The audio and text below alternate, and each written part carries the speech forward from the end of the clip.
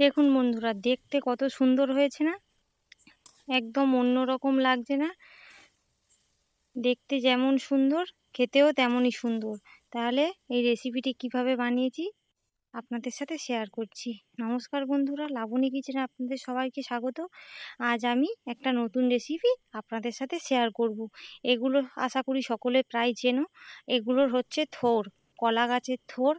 কলা গাছের থোড় নিয়ে আজকে একটা সুন্দর রেসিপি, নিরামিষ রেসিপি আপনাদের সাথে শেয়ার করব। তার জন্যে থোড়গুলো আমি ভালো করে কেটে নিচ্ছি। এইভাবে আঙুলে পাক দিয়ে যে সুতো সুতোগুলো বের হচ্ছে, সেগুলো অবশ্যই করে হাত দিয়ে ছাড়িয়ে ছাড়িয়ে ফেলে দিতে হবে। দিয়ে আমি এগুলোকে ঝুড়ি ঝুড়ি করে এইভাবে কেটে নিচ্ছি। এটাকে কেটে আমি ভালো করে 2-3 বার ধরে জলে ধুয়ে নিয়েছি। নেওয়ার পর এতে আমি অল্প হলুদ আর অল্প লবণ দিয়ে ভালো করে এটা আমি মেখে রাখবো। মেখে রাখার পর আমি উনুন জ্বালিয়ে দিয়েছি। উনুনে আমি 2 চামচের মতন বেসন, এটাকে ভালো করে ভেজে নেব। যখন বেসনের একটা ভাজা সেন্ট বেরোবে, তখনই বেসনটা ভাববে ভাজা হয়ে গেছে। আমার বেসন ভাজা হয়ে গেছে, আমি বেসনটাকে এবারে ঢেলে দিচ্ছি।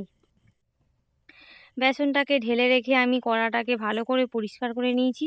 নিয়ে বেশ কিছুটা সর্ষের তেল দিয়ে দিয়েছি। দিয়ে আমি এখানটায় আলু কেটে রেখেছি, একটা বড় মিডিয়াম সাইজের আলু। আলুটাকে এইভাবে কেটে নিয়ে আমি এতে হলুদ দিয়ে আলুটাকে একটু ভালো করে ভেজে নিচ্ছি। আলুগুলো ভাজা হয়ে গেছে, এবারে আমি আলুগুলোকে তুলে নেব। এই দেখুন, লাল লাল করে বেশ সুন্দর করে ভেজে নিয়েছি। আলুগুলো ভাজা হয়ে গেছে, এবারে আমি কিছুটা চিনেবাদাম ওই তেলের মধ্যে দিয়ে চিনেবাদামগুলো আমি ভেজে নেব। বাদামগুলো ভাজা হয়ে গেছে, আমি এবারে বাদামগুলো তুলে নিচ্ছি। বাদাম তুলে নেওয়া হয়ে গেছে, এবারে আমি ওতে আরও বেশ কিছুটা একটু বেশি করে সর্ষের তেল দিয়ে দিচ্ছি। দেওয়ার পর আমি দিচ্ছি এর মধ্যে এলাচ, মিষ্টি কাঠ, আর দিয়ে দিচ্ছি সাদা জিরে ফোড়নের জন্য, আর দিয়ে দেব কালো জিরে। এগুলো বেশ ভাজা ভাজা হয়ে এসেছে। আমি এখানটায় একটা বড় মিডিয়াম সাইজের, বেশ বড় সাইজের টমেটো কুচে দিয়ে দিয়েছি, আর দিয়ে দিয়েছি 2টো কাঁচা লঙ্কা।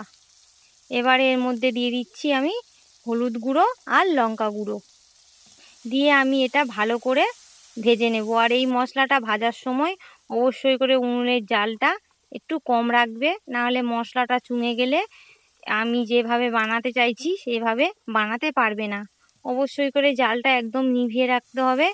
আমি এইভাবে এটাকে হাত দিয়ে জল ঝারিয়ে ঝারিয়ে, এইভাবে জল ঝেড়ে ঝেড়ে সবগুলো এর মধ্যে দিয়ে দিচ্ছি।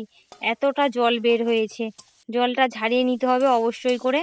নিয়ে আমি এটা ভালো করে নেড়ে চেড়ে এবারে যে আলুগুলো আমি ভেজে রেখেছিলাম এর মধ্যে দিয়ে দিলাম। আলুগুলো দেওয়ার পরও আমি এটা ভালো করে কিছুক্ষণ নেড়ে নেব।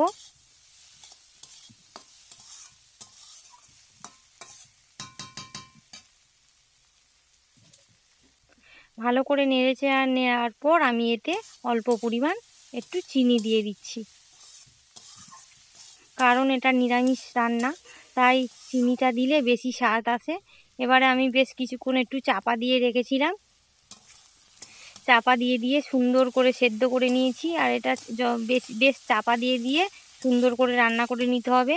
এতে জল তেমন প্রয়োজন হয় না। সামান্য পরিমাণ যদি জল দিতে চাও, সামান্য জাস্ট দেখলেই বুঝতে পারছো যে আমি কতটা পরিমাণ জল দিয়েছি। একদম সামান্য পরিমাণ জাস্ট জলটা দিয়ে আমি ফের এটাকে চাপা দিয়ে দেব।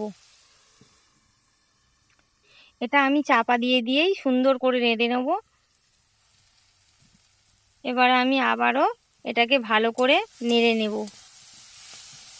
আলুগুলো একদম, এই দেখুন বন্ধুরা, আলুগুলো একদম সেদ্ধ হয়ে গেছে, আর থোড়গুলো সেদ্ধ হয়ে গেছে। আমি যেভাবে রান্না করছি এই প্রসেসে রান্না করবেন।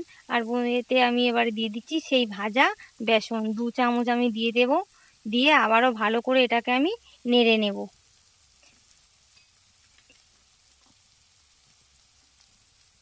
2 থেকে 3 চামচ, আমি 3 চামচ এখানে দিয়ে দিয়েছি। বেশি দরকার হয় না, 2 চামচই দিলে হয়ে যায়।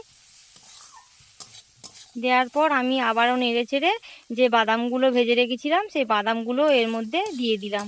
দেওয়ার পর আবারও আমি কিছুক্ষণ ধরে এটাকে কষে নেব। আমি যে প্রসেসে রাঁধছি, একবার হলেও বাড়িতে নিরামিষভাবে এটাকে এইভাবে রাঁধবে, খেতে অপূর্ব স্বাদ আসে। অনেক ধরনের থোড় রান্না করে খেয়েছো, থোড় রান্না শুনলেই অনেকে ভাবে আদা রসুন তো দরকার, নাহলে ভালো লাগে না, কিন্তু আমি যেভাবে রাঁধছি এতে আদা রসুন কিছুই প্রয়োজন হয়নি, খেতে অপূর্ব হয়েছিল। বাড়ির সবাই খেয়ে খুব ভালো বলবে। অবশ্যই করে একদিন বাড়িতে ট্রাই করবেন। আর যেসব বন্ধুরা নিরামিষভোজী তোমাদের অনেক অনেক শেয়ার করে দেবেন। এই দেখুন বন্ধুরা কত সুন্দর হয়েছে। তাহলে আমার ভিডিওটি যদি ভালো লাগে অবশ্যই করে আমার চ্যানেলটিকে সাবস্ক্রাইব করে আমার পাশে থাকবেন।